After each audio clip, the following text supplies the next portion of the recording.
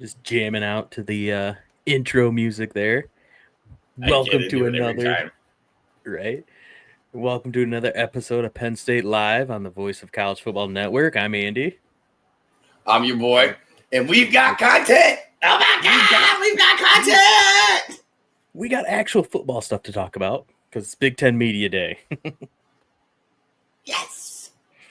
So excited to finally be able to actually dive into what Penn State, their mentality is and everything. I can't wait.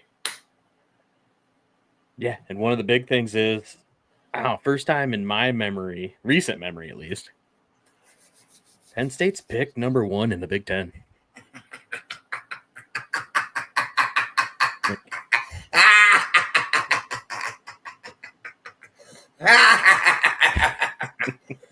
Look at it. Look at it. Real tangible expectations. Oh my God, would you look at it? It's beautiful. I wanna take it in my bedroom and just say sweet nothings to it. By 1 vote. That's all we needed. That's all we needed. Right. Oh my goodness. Doesn't matter if you win by 1 vote or 1 point. A win is a win. We'll take it. At this point right now, we will take it.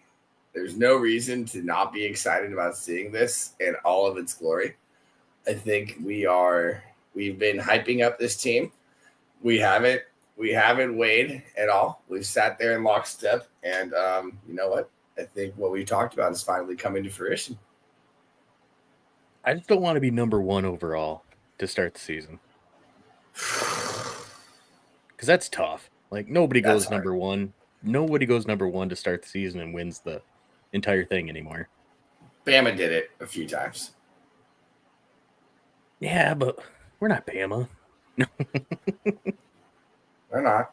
No, but number 1 in the big. It would be nice if we come in at 2 or 3. It's nice to come in right there. I don't know, but I mean, number 1 in the Big Ten.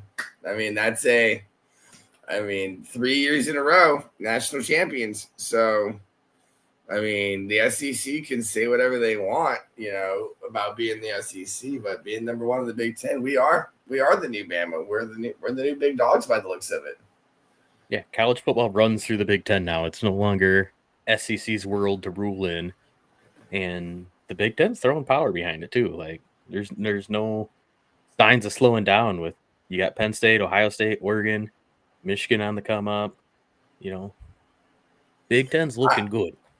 Illinois coming in at 4, though, just to break away from Penn State for a minute. Illinois coming at 4 over Michigan, Indiana, Nebraska, USC. That's what is. I mean, they've got that quarterback whose name I had at the beginning and I forgot it already. Luke Altmaier. Thank you, Mr. Altmaier. But look at them coming in over Indiana and over Michigan. Yeah, I think. It's obviously the best team Illinois has had in a long time. If ever, if we're going to be honest.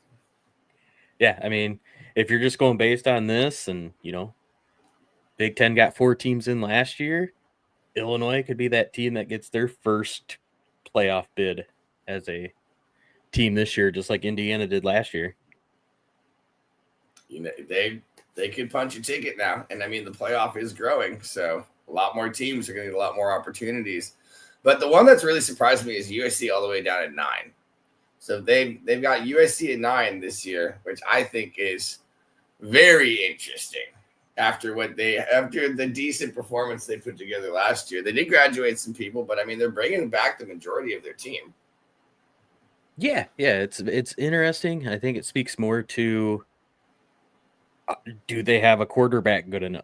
Like most teams, is your quarterback good enough? Or is everything around him good enough to move up or down in the rankings, basically? And that's what I saw. Go ahead. I'm sorry. Yeah, the one thing that sticks out to me is we play number 2. We play number 3 this year. So we're playing the other 2 heavy hitters. But we're also going against number 17, 16, 15, 14, 13. It's not a bad. I just realized there is no 14. There must have been a tie at 13. I just saw that. There's a tie at 13 between Rutgers and Michigan State. But yeah, we do take on we take on the big dogs, but then it does feel good to see that the other teams that we're going to be playing in the division are maybe not as well ranked as they should be. But they're all show me what you can do now teams, which we'll see. But each one of those teams could be an absolute problem, which is always it's the Big Ten. So Big 18. Michigan State always gives us a good fight, no matter how good or bad they are that year. And then one of those teams, whether it's Wisconsin, whether it's Northwestern, I don't think really Rutgers, maybe Michigan State, one of those teams always ends up being a problem. Yeah, it's the Big Ten. You can't take a week off, no matter who's on your schedule. You just got to go. Maybe Purdue. Well, yeah, maybe Purdue. That's true. They don't have Aiden O'Connell anymore, so they're not the same team they used to be. Yeah, like we can discount Purdue. That's if we're gonna look at this, of all the teams on this, we could maybe overlook Purdue. No offense to Purdue fans and Boilermakers, you guys just have a lot of work to do. Okay, no offense to you guys. And then speaking about schedule, one of the big things from Big Ten Media Day was old boy over there at Indiana, Curt Cignetti. Kurt. What does that mean? What does that even mean? We need to adopt an SEC scheduling philosophy. Does that mean you play Appalachian State and like Kent State the first 4 weeks, and then what is the? I don't understand. It doesn't make any sense. It doesn't. That's what. All right, I'm gonna go ahead and let you talk because this is making me frustrated. Yeah, so it all stems from earlier in the week. Indiana canceled the series they had with Virginia, who's not great by any means, but they had a home and home schedule with Virginia. They paid $500,000 to cancel that series just to schedule like Kennesaw State or something. So he's essentially flexing that he made his schedule easier. Congratulations. Like just to get that dig in at the SEC, because SEC plays one less conference game, and they usually have 3 cupcakes on their schedule. So he's kind of taking a dig at the SEC for their scheduling, and we play 9 conference games. But if you look, Indiana had that one loss, and they almost missed the playoff because they didn't play anybody. Yeah, exactly. What was the biggest team they played? Was like what, Utah? They had the one loss against Ohio State, and then besides that, their best win.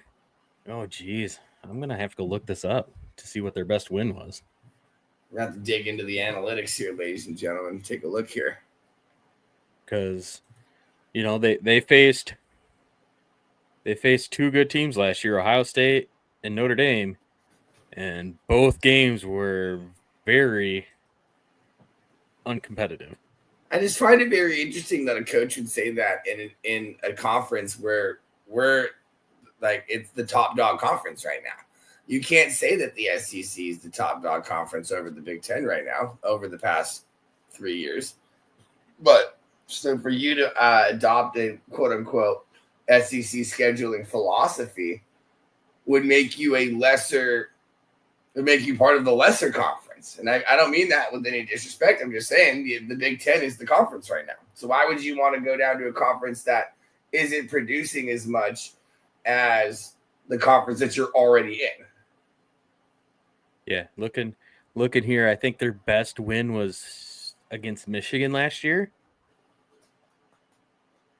who had 5 losses. Like I'm pretty sure Michigan last year was their best win, and it was nothing to write home about last year. No, they were a flash in the pan, and you know what though? I'll give it to them if they can continue with the growth of the team. That'll be impressive. But I mean, this type of quote just makes me want to tell this guy to shut the hell up. Well, I mean, he's also the I win Google me guy. So this year he's gonna have to earn it a little bit more. They come to Happy Valley. They come to Happy Valley in November. They go against Illinois, who's picked 4th. They go against Oregon, who's picked 3rd. They go against Iowa. So I think we'll actually see if Indiana was a flash in the pan or if they're a legit team. It'll be interesting to see. And hopefully, you know, Cignetti does love to run his mouth. So it's going to be an interesting, because if he doesn't produce, he's going to get buried. Yeah, because you can't talk the talk and not walk the walk. 100%. And with the off season or the out of conference schedule, you're not leaving any room for error in conference because their out of conference schedules Old Dominion, Kennesaw State, and Indiana State. Imagine Kennesaw State just goes on a run. So I mean, with that schedule, I mean, you could go 10-2, lose against Oregon and Penn State, and I could see a path where you don't make the playoff at 10-2 just because what did you do to prove you belong? That you've really, I mean, a lot of people like to joke about it, but strength of schedule is a real thing. And say what you want about Virginia, they're still like a known team as opposed to a Kennesaw State. You've really, honestly, if it comes down to the records, you've really taken a big chunk of your strength of schedule out by replacing a Virginia with the Kennesaw State. Yeah, for sure. And Penn State's taking a year off of scheduling this year with Nevada, Florida International, Villanova. So, I mean, don't throw rocks in glass houses, but I mean, the last 2 years we had West Virginia on the schedule. The 2 years before that we had Auburn on the schedule.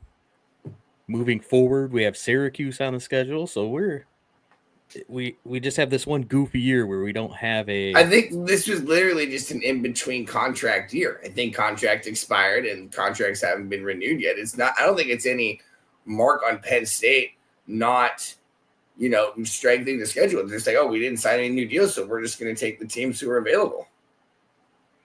And we picked a hell of a year to do it. Coincidentally, the contract expires, and whoa, would you look at that? We're number one in the media. Oh gosh, how'd that happen? Oh geez, wow. Well, what's crazy is there's so many parallels that are starting to build up between Ohio State, Michigan, and Penn State now, with their championship runs.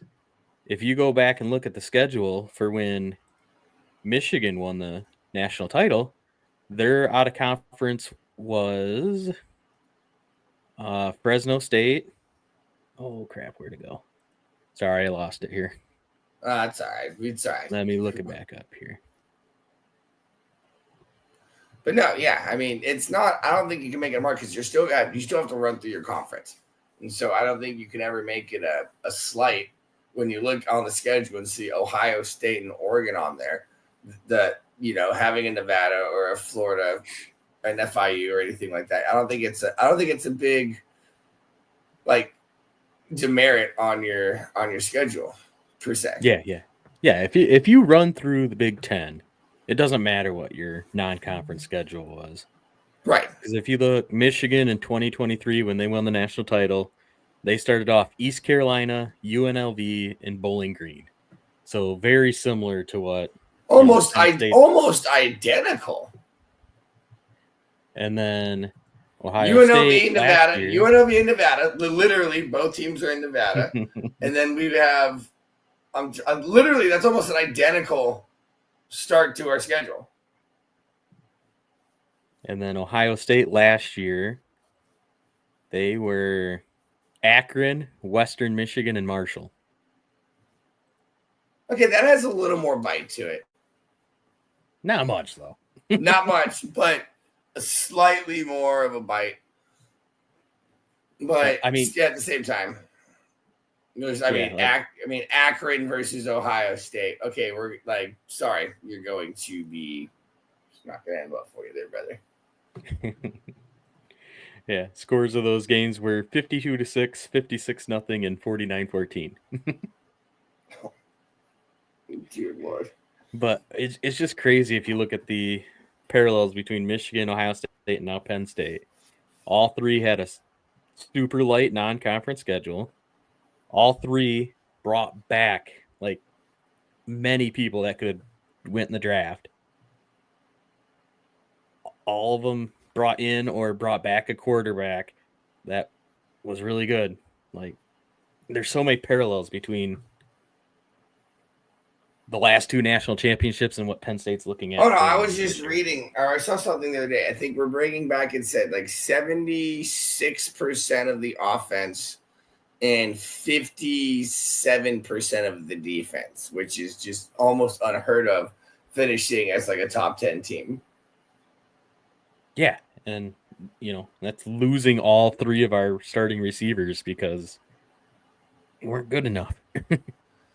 We upgraded though. I think we actually made an upgrade in that department, so I'm excited to see where that goes. Yeah, I think they finally got serious about the wide receiver position and did the best they could to reload it with outside sources. Right. And then, speaking of Ohio State, bring up our boy Ryan Day over here. He was asked about defending the national title, and I like the perspective he brought on this. Do you mind if I read the quote really quick in the style of Ryan Day? We're not defending anything. They can't take the trophy away. We're looking to attack and win a championship with this team. Sorry, I think I nailed it. Nailed it. But I do like, it's coach talk, It's classic coach talk. Yeah, but I do like the perspective. Like, we're not defending anything. Like, we got the trophy. Nobody can come take it. It's a good mentality, but since the beginning of time, you are the defending champion. Okay, right? You are. But I guess if any sport that would be the least prevalent to that would probably be college football. Because how many times in college football has there been back-to-back college football champions? It's very few. Right. I mean, Georgia did it a couple years ago, but before that, it had been a really long time. But still, you are the defending champion. Especially in collegiate sports, it's just as much about the players as it is the coaches. Because the players come and go. They only have 4 years to play. It's not like they can re-sign a contract and come back for another 4 years. So it's just as much on the coach, which I get what he's coming from. But at the same time, you can't be what you aren't. And you are the defending champion at the end of the day. See, I just want to get to a point where we get to hear James Franklin coach speak about defending a national title. Yes, that'd be very nice. That's it. It's jealousy. I want my coach to speak this. It's all right. You know what? If you want to dump $45 million into a collegiate program to win a national championship, by all means, go for it. Unfortunately, that's just not the Penn State way at the end of the day. I mean, I'd be game if we did go that route. Don't get me wrong. If Jeff Bezos' daughter goes to Penn State and he just decides to drop $1 billion on Penn State, I'm not going to be mad about it by any means. I'm gonna be like, oh, that's awesome. But once again, being Penn State fans, I have zero expectation of that ever happening. Right. There's a Penn State way, whether good or bad. There's a way things are done at Penn State. And we're never going to be the flashy program. We're never going to be the program that dumps the most money into it. Would I like to have the amount of money that Notre Dame has, which is probably closer to $1 trillion than $1 billion? Yes, I would. But do we? No, we don't. No. And then one other thing we got here from Media Day that I thought was pretty like insane gesturing from the Big Ten commissioner was he's basically saying that if a team goes 8-4 in the Big Ten, you want me to they read should. Yeah. Okay. Patetti is now defending the possibility of an 8-4 Big Ten team getting into the CFP. If you project that winning percentage across every other sport, I'm pretty sure you can make the postseason. We've conditioned ourselves to think that if you're not a 1 or 2 loss team, you're not worthy of competing.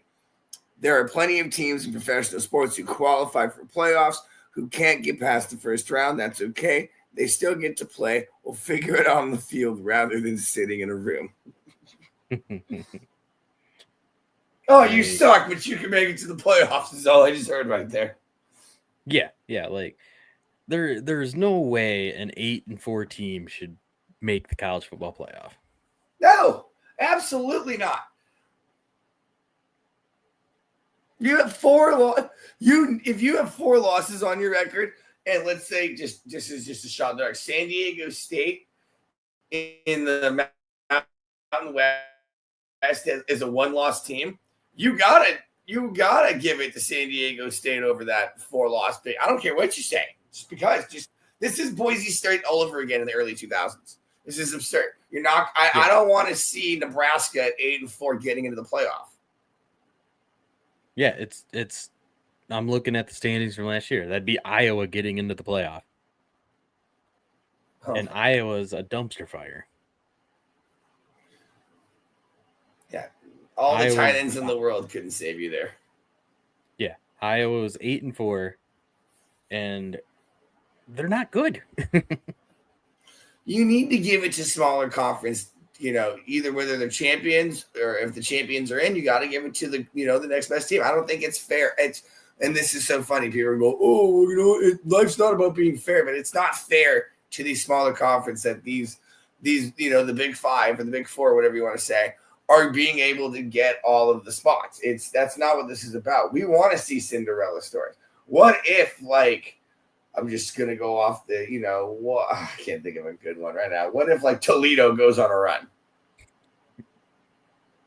Right. They deserve if a team goes 12-0, they deserve a chance. They deserve a chance to show that they belong. Jake Retzlaff just from BYU went to Tulane. What if Tulane goes on a run this year? Which they very well could, and I think they would deserve a spot in the playoff. But over an 8-4 Big Ten team, I'm looking through standings right now, and teams that were 8-4 last year, like Baylor, TCU, Texas Tech, Kansas State. They had a pretty tough schedule. Let's see what else we got here. You can't have that. You can't have an 8. That's because you're going to have to assume that the SEC and the Big Ten are both going to have 3 teams in the playoff. So that's 6. That's 6 right there. Mm-hmm. At minimum, they're each going to have 3. So then what? We have another 6 spots left. Yep, and then you're gonna have ACC. an ACC. You're gonna have 2 ACC teams probably, 1 or 2 Big 12. If teams. Notre Dame is good, they're in. Right.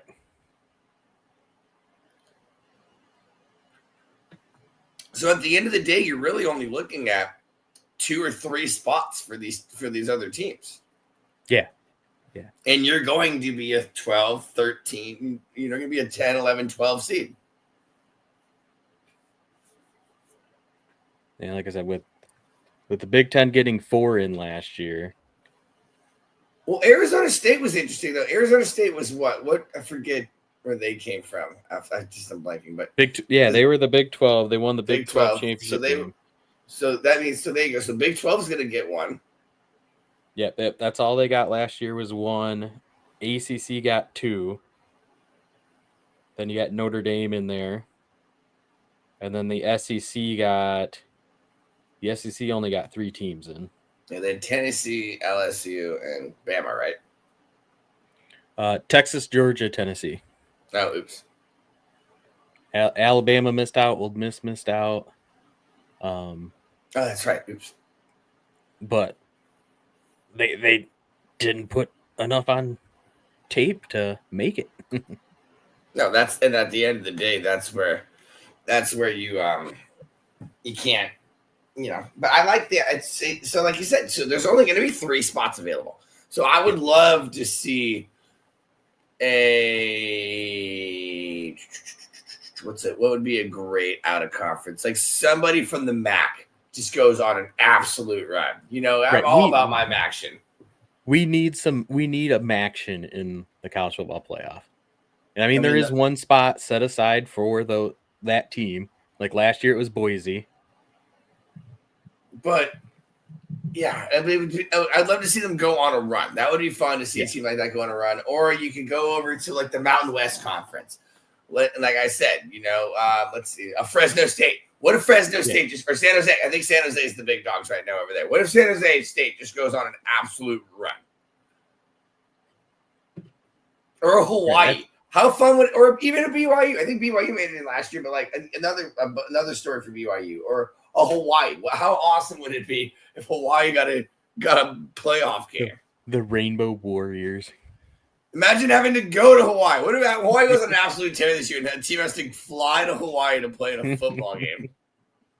That would be insane. What time is it? Oh, it's 6 hours, actually, the opposite of your time. Whole day's gone, by the way.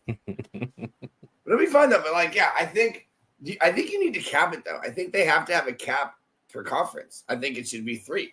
If for any reason the ACC goes on an absolute tear this year and Clemson, Georgia Tech, and I don't know, Duke just outperform everybody, if at the end of the day it should just, or like Florida, or anybody like that, like it should just, you should have a cap of 3 per conference because you never know what's going to happen. I don't think you should if you look, the 4th team in for the Big Ten last year was Indiana, and they got boat raced by Notre Dame in the playoff. And I get that, like on paper and everything, they're quote unquote the best team. But no, if you're the 4th best team in your conference, and we have conference champions sitting at home, not even getting an opportunity, I don't think that's fair. I think every conference champion from every division should get in. I think it needs to go up to 16, 20, whatever it needs to be. And you know what? If for some reason, like Chattanooga State wins their conference, they got to go play Penn State in the first round. And you know what? It sucks. But who knows? You never know. You might die. You might not, but it's worth it. That would put Army in the playoff. Oh, my God. Could you imagine an Army playoff game? That would be sick. Jacksonville State. Yes. The Ohio Bobcats from the MAC. Ohio Bobcats versus Ohio State for the Battle of Ohio in the first round would be absolutely legendary. Let's see. Marshall from the Sun Belt. So Marshall would play Texas, so we keep that. We keep a lot of these in state. This could easily have been done. And then Washington State in the Pac-2. Who's in the Mountain West Conference? Well, that was Boise State. Yeah, that was Boise. So that's not MAC. So who's the MAC then? Was that Ohio Bobcats? Yeah. Okay. Yeah, imagine like watching the Ohio Bobcats take on Ohio State, and then let's say in the Ivy League. Don't forget about the Ivy League. What if Penn plays Penn State in the first round? Oh my God. That would be hilarious. We keep it in state. We call it, the jocks versus the nerds. It'd be perfect. Yeah, I think every conference champion needs to get in there. And unfortunately, if you're the Ivy League champion and you're Yale, sorry, you got LSU. I don't know what to tell you. Get good. Get better. Get better in football. That's all I can tell you. Fortunately, you're going to have to bite this bullet. So always we're not playing. You can always be like, we're good. All right. It was actually a pretty quiet day, I feel like, for media day, for the first kickoff day. Not a whole lot of headlines. You had, like we said, we had Kurt Sagetti for Indiana, and the Big Ten commissioner. We're really the only two headlines, really. Really were though. Well, hopefully come Friday we'll have some good clips for everybody and stuff. Yeah. Pretty sure Penn State goes tomorrow. Oh yes. I think James Franklin's the nightcap there. He's at 3:30. Like he's the last one on stage, so he gets to close it down for Wednesday. He's gonna go put $63,000 on black right after that and hit it. Be like, yes, it's gonna be a good season. Yeah, we'll find some clips for you guys from Franklin, Aller, Dawkins, and Wheatley. Got all the dogs. Have a fun show come Friday. Yeah, that's going to be the real fun one. We actually had a little bit of content today. We're probably going to have a lot of content for Friday, which I'm excited for. I can't wait. Yeah, I think that'll wrap it up for first day of Big Ten Media Days here for us. And we will see you guys on Friday with some Penn State content. Love it, guys. Thank you so much for tuning in. Make sure you like, subscribe, leave a comment if you can. It'd be awesome. Helps with the algorithm. Let's grow this channel together. See you next time.